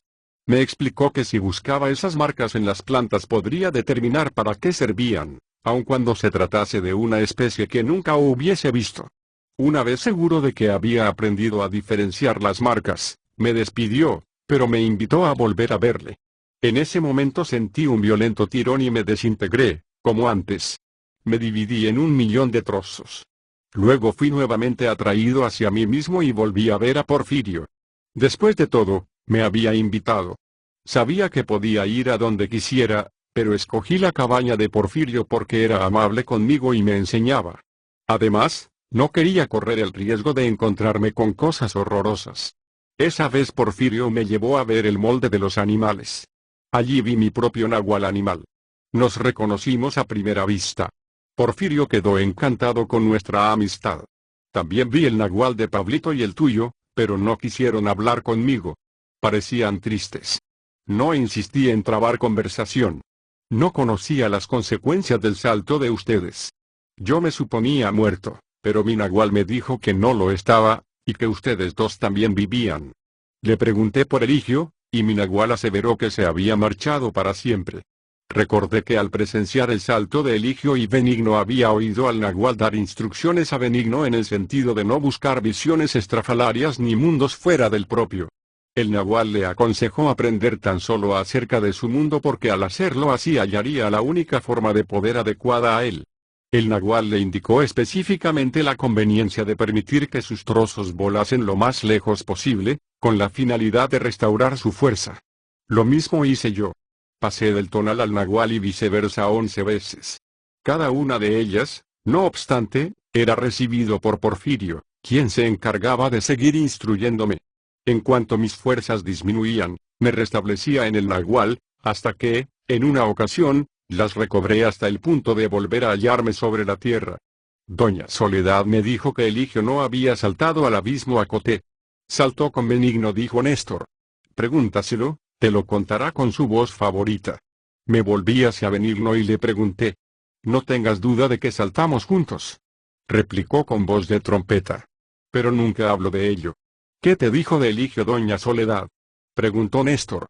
Les conté que doña Soledad me había dicho que Eligio había sido envuelto por un viento y abandonado el mundo cuando trabajaba en campo abierto.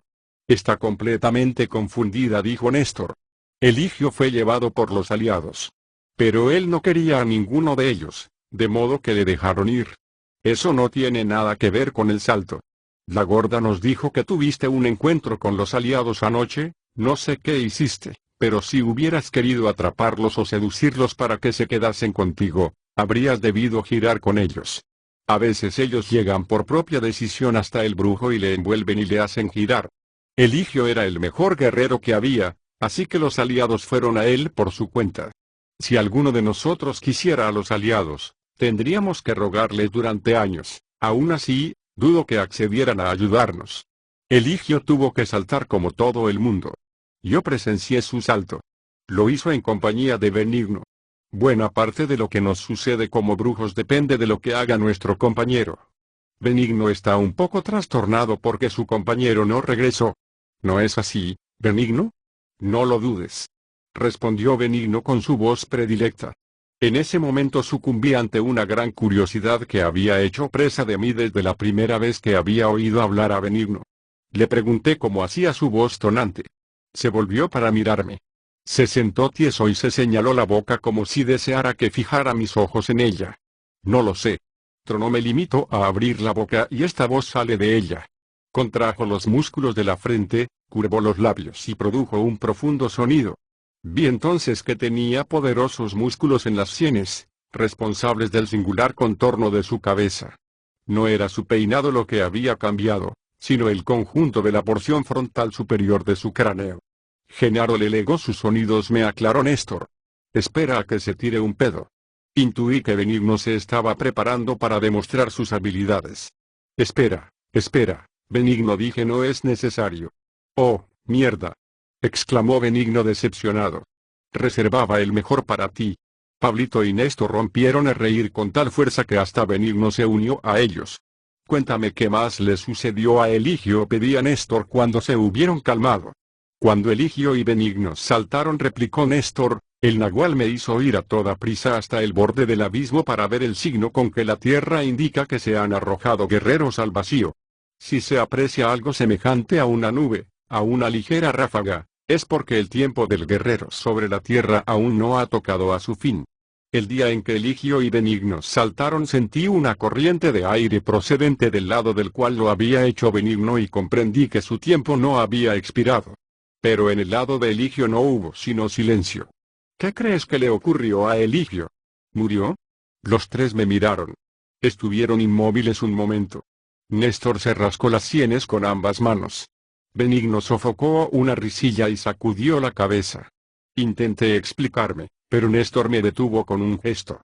¿Las preguntas que nos haces son serias? Quiso saber. Benigno respondió por mí. Cuando no hacía el payaso, su voz era profunda y melodiosa.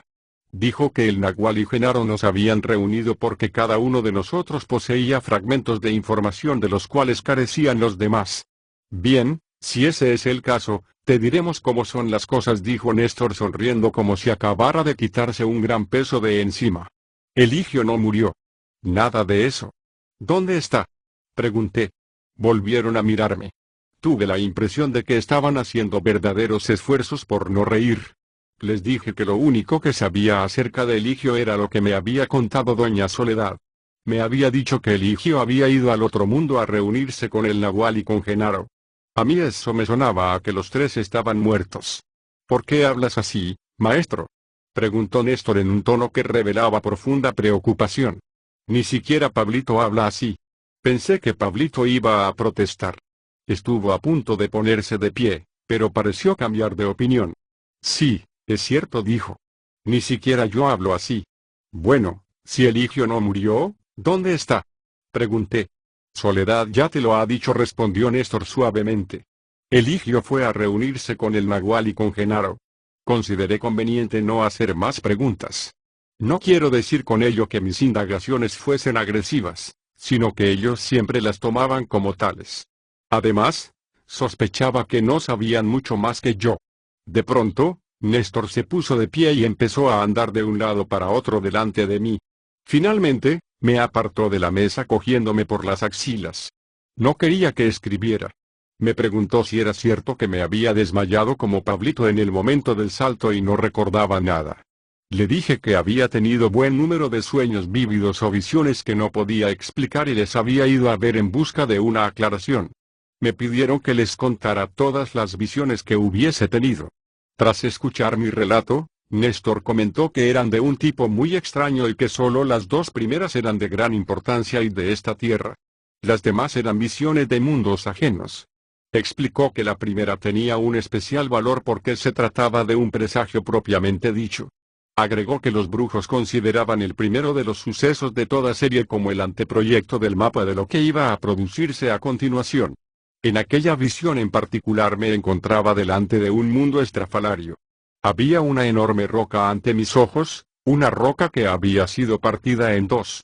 A través de un ancho boquete en ella, alcanzaba a ver una llanura fosforescente y sin límites, una especie de valle, bañado en una luz amarillo-verdosa. En un lado del valle, a la derecha, parcialmente oculto a mi vista por la enorme roca, había una increíble estructura en forma de cúpula. Era oscura, de un gris semejante al de la carbonilla. Si mi tamaño hubiese sido el mismo que en el mundo de mi vida corriente, su altura habría llegado a 15.000 metros y su ancho a muchos kilómetros. Tal enormidad me deslumbró. Sentí vértigo y caí a plomo en un estado de desintegración. Volví a experimentar el mismo rechazo y fui a dar sobre una superficie sumamente desigual y, sin embargo, lisa. Era una superficie brillante, interminable, tal como la llanura que había visto antes. Se extendía hasta donde alcanzaba la vista. No tardé en darme cuenta de que podía mover la cabeza en cualquier dirección que deseara sobre un plano horizontal, pero no hacia mí mismo.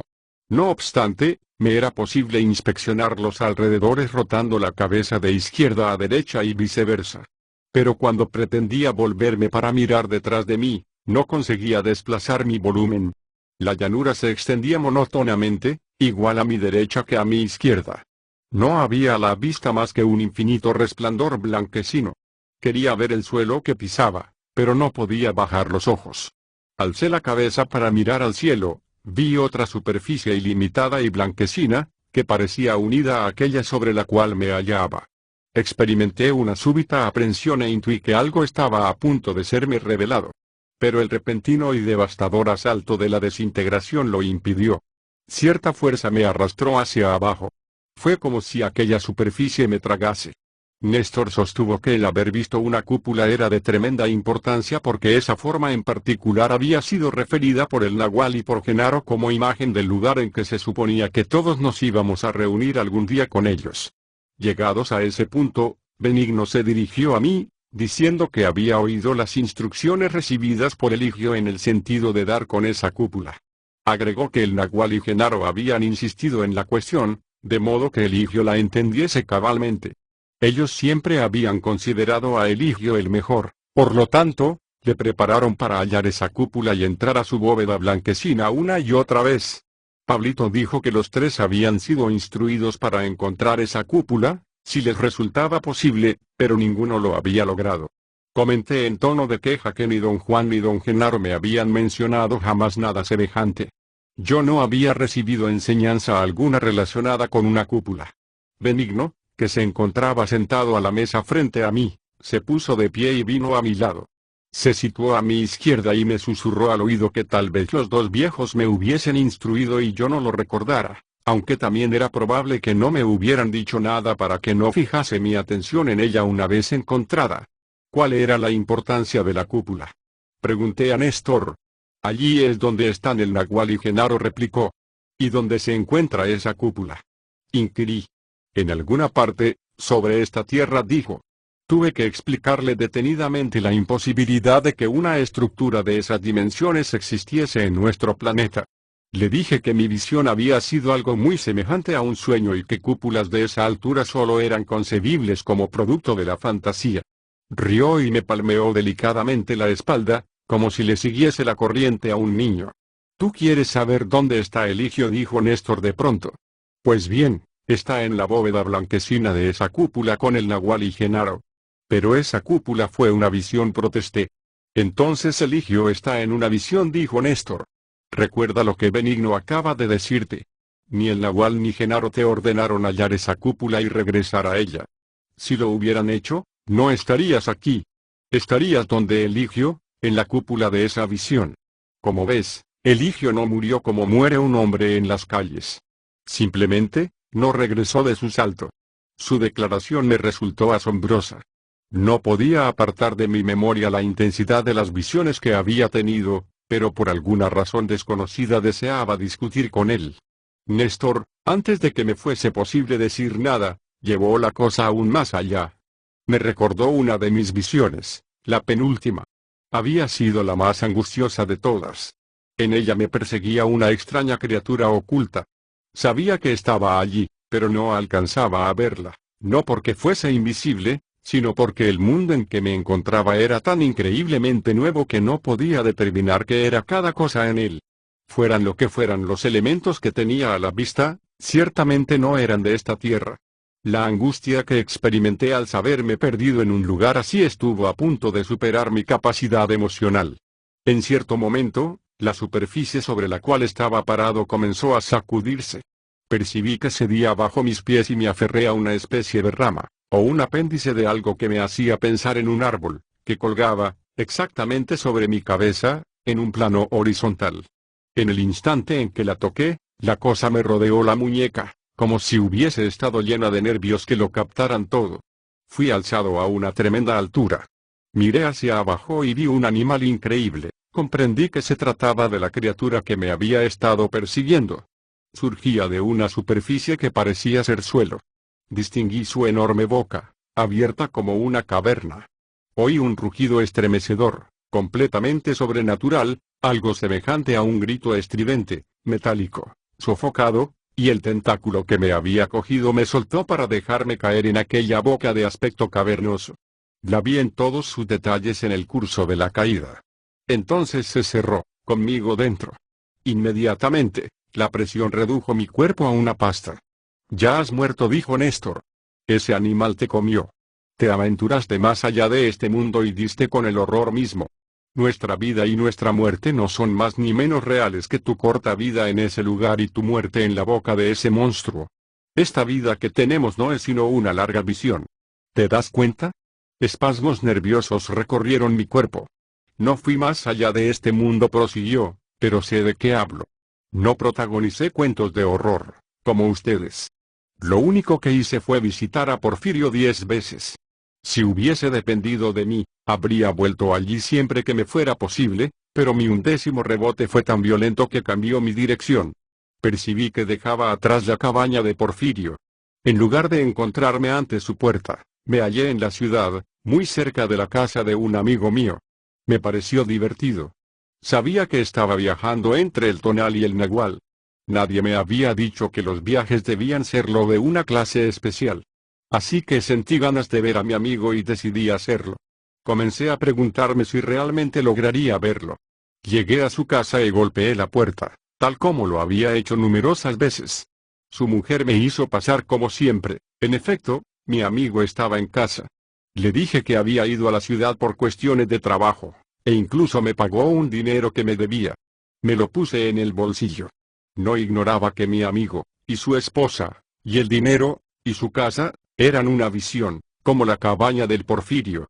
No ignoraba que una fuerza superior a mí me iba a desintegrar en cualquier momento. De modo que me senté para pasarlo bien con él. Reímos y bromeamos. Y me atrevo a decir que estuve gracioso y brillante y encantador. Pasé allí un largo rato, esperando la sacudida. Como no se producía, decidí marchar. Me despedí y le agradecí el dinero y la hospitalidad. Me fui. Quería ver la ciudad antes de que la fuerza me llevara de allí. Vagué toda la noche. Recorrí el camino que llevaba a las colinas que dominaban la ciudad. En el momento en que el sol se alzó, caí en la cuenta de algo cuya realidad me golpeó como un rayo. Estaba de regreso en el mundo y la fuerza que me iba a desintegrar se había disipado y me permitía quedarme. Iba a ver mi maravillosa tierra natal por mucho tiempo. ¡Qué gran alegría, maestro! No obstante, no podría decir que la amistad de Porfirio no me haya agradado. Ambas visiones tienen un mismo valor, pero yo prefiero la de mi forma y mi tierra. Tal vez ello se deba a mi tendencia a la comodidad. Néstor calló y todos me miraron. Me sentí amenazado como nunca lo había estado. Una parte de mí experimentaba un temor reverencial por lo que había dicho, otra deseaba enfrentarse a él. Comencé una discusión sin sentido alguno. Ese absurdo estado de ánimo me duró poco, entonces tomé conciencia de que Benigno me observaba con expresión vil. Unía los ojos fijos en mi pecho. Algo espantoso empezó de pronto a pesar sobre mi corazón. El sudor me corría por el rostro como si tuviese una estufa delante de mí. Los oídos me zumbaban. La gorda se acercó a mí en este preciso momento. Su presencia era completamente inesperada para mí. Estoy seguro de que también lo era para los Genaros. Dejaron de lado lo que estaban haciendo para mirarla. Pablito fue el primero en sobreponerse a la sorpresa. «¿Por qué tienes que entrar así?», preguntó en tono plañidero. «¿Estabas escuchando en la otra habitación, no?». Ella afirmó que había permanecido en la casa tan solo unos minutos y luego había salido a la cocina. Y la razón por la que se había quedado en silencio nada tenía que ver con el fisgoneo. Su actitud obedecía a un deseo de ejercitar su capacidad para pasar inadvertida. Su presencia había dado lugar a una extraña tregua. Quise volver a seguir el curso de las revelaciones de Néstor, pero, antes de que me fuera posible decir nada, la gorda aclaró que las hermanitas estaban en camino a la casa y traspondrían el umbral en cualquier momento. Los Genaros se pusieron de pie a la vez, como si hubieran sido levantados por una misma cuerda. Pablito cargó con su silla a la espalda. «Vamos a caminar en la oscuridad, maestro», me dijo Pablito. La gorda aseveró, en tono imperativo, que yo no podía ir con ellos porque no había terminado de decirme todo lo que el nagual le había encargado comunicarme. Pablito se volvió hacia mí y me guiñó un ojo. «Te lo he dicho», dijo. «Son brujas tiránicas, tenebrosas. Espero sinceramente que tú no seas así, maestro». Néstor y Benigno se despidieron y me abrazaron. Pablito salió con su silla a hombros, como si fuese una mochila. Salieron por la puerta trasera. Unos pocos segundos más tarde, un golpe horriblemente fuerte en la puerta delantera hizo que la gorda y yo nos pusiéramos de pie de un salto. Pablito volvió a entrar, cargando su silla. «Pensaste que no me iba a despedir, ¿verdad?», comentó, y se alejó riendo.